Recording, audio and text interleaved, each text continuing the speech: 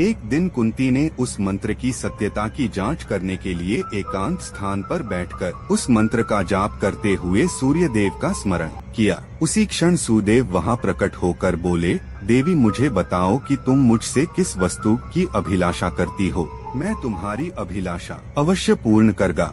इस पर कुंती ने कहा, है देव मुझे आपसे किसी भी प्रकार की अभिलाषा नहीं है, मैंने तो केवल मंत्र की सत्यता परखने के लिए ही उसका जाप किया है। कुंती के इन वचनों को सुनकर सूर्य देव बोले, हे कुंती मेरा आना व्यर्थ नहीं जा सकता, मैं तुम्हें एक अत्यंत पराक्रमी तथा दानशील पुत्र प्रदान करता हूँ।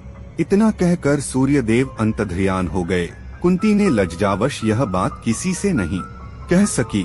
समय आने पर उसके गर्भ से कवचकुंडल धारण किए हुए एक पुत्र उत्पन्न हुआ।